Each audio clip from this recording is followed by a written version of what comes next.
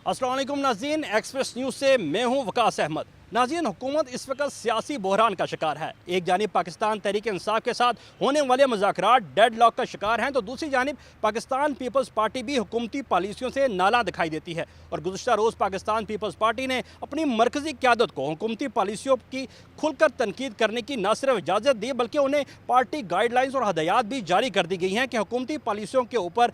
जो Pakistan peoples party की मरकज़ी क़यादत है वो न सिर्फ तनकीद कर सकती है, बल्कि उसके साथ साथ जो वाज़ेह मौक़िफ़ है पाकिस्तान पीपल्स पार्टी का वो भी बयान कर सकती है। इस हवाले से पाकिस्तान पीपल्स पार्टी और पाकिस्तान मुस्लिम लीग नून के दरमियान जो फासले हैं वो बढ़ते दिखाई दे रहे हैं। बुनियादी तौर के ऊपर पावर शेयरिंग फार्मूला जो है वो उसके ऊपर अमल दरामद नहीं हो सका, और इस पावर शेयरिंग फार्मूले पर अमल दरामद ना होने की वजह से पाकिस्तान पीपल्स पार्टी इस वक्त शदीद दबाव का शिकार है। उनकी कारकुनान की जानिब से, उनके पार्टी लीडर्स की जानिब से उनके ऊपर शदीद दबाव है। तो दूसरी जानिब हुकूमत की जानिब से भी हुकूमत को भी पाकिस्तान पीपल्स पार्टी के मुतालबात पूरे ना होने के ऊपर जो वो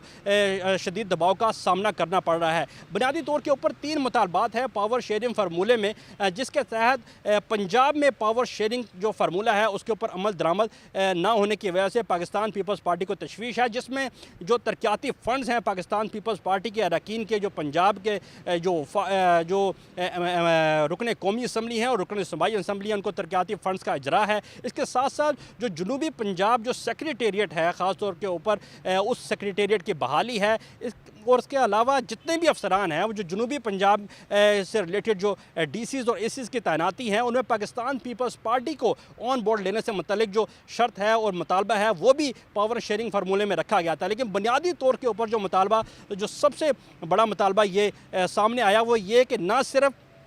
सूबाई सतह के ऊपर बल्कि जो ज़िली सतह के ऊपर जो हुकूमती सरकारी कमेटियाँ तश्कील दी जाती हैं, जो ज़कात कमेटियाँ तश्कील दी जाती हैं, इसके साथ साथ जो बैतुल माल की जो कमेटियाँ तश्कील दी जाती हैं और जो प्राइस कंट्रोल कमेटियाँ हुकूमती सरपरस्ती में तश्कील दी जाती हैं, उनमें पाकिस्तान पीपल्स पार्टी को भी शामिल किया जाए। ये मुतालबा भी पाकिस्तान पीपल्स पार्टी की जानिब से किया गया था, लेकिन गुज़श्ता 10 महीने गुजरने के बावजूद तमाम मुज़ाकराती अमल जारी रहा। मुस्लिम लीग नून के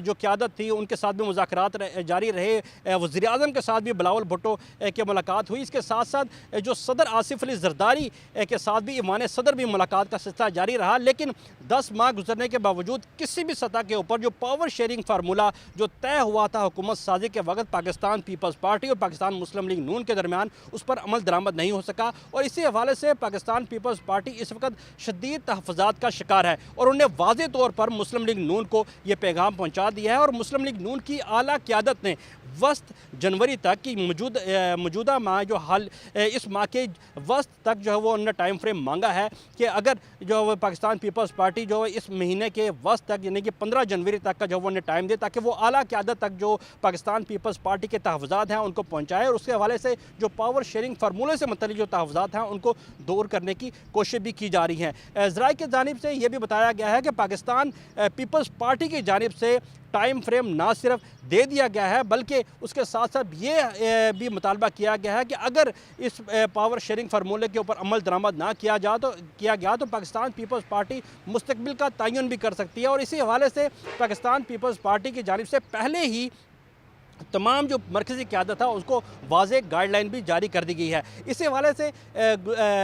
शहबाज शरीफ, वज़ीर आज़म शहबाज शरीफ कल कराची का दौरा भी करने जा रहे हैं और कभी इम्कान है कि जो वज़ीर आला सिंध हैं उनके साथ भी मुलाकात होगी और पाकिस्तान पीपल्स पार्टी की जो सीनियर लीडरशिप है उनके साथ भी वहाँ पर मुलाकात होगी। जो पावर शेयरिंग फार्मूला है उससे मुतल्लिक़ मामलात ज़ेर गौर लाए जाएंगे। लेकिन सूरत हाल बिल्कुल सियासी सूरत हाल बदलती यहाँ पर दिखाई दे रही है। एक जानिब अपोजिशन बहुत मुतहरिक है और हुकूमत के ख़िलाफ़, तो दूसरी जानिब पाकिस्तान पीपल्स पार्टी जो हुकूमत की सबसे बड़ी इत्तेहादी जमात है और हुकूमत साजी में सबसे अहम किरदार ही पाकिस्तान पीपल्स पार्टी का था, वो भी हुकूमती पॉलिसियों से नाला दिखाई देती है। और अगर पाकिस्तान पीपल्स पार्टी किसी भी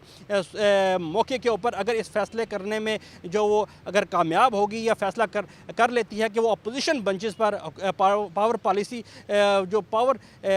फ्रेमवर्क है उसके ऊपर अमल दरामद ना होने की वजह से वो अपोजिशन बेंचेस के ऊपर जाके बैठेगी, तो ये हुकूमत जो इस वक्त पाकिस्तान पीपल्स पार्टी की हमायत के साथ वजूद में आई थी वो किसी सूरत बरकरार नहीं रह सकती। इस वक्त जो सियासी मंजरनामे के ऊपर जो सूरत हाल है उसमें पाकिस्तान मुस्लिम लीग नून जो है वो न सिर्फ परेशानी का शिकार है बल्कि आलमी सतह के ऊपर पाकिस्तान पीपल्स पार्टी को और पाकिस्तान मुस्लिम लीग नून के दरमियान जो मामलात हैं और उसके साथ साथ जो हुकूमत साजी के बाद की जो अब तक की जो सूरत हाल है उसके ऊपर भी मुस्लिम लीग नून जो है वो शदीद दबाव का शिकार है।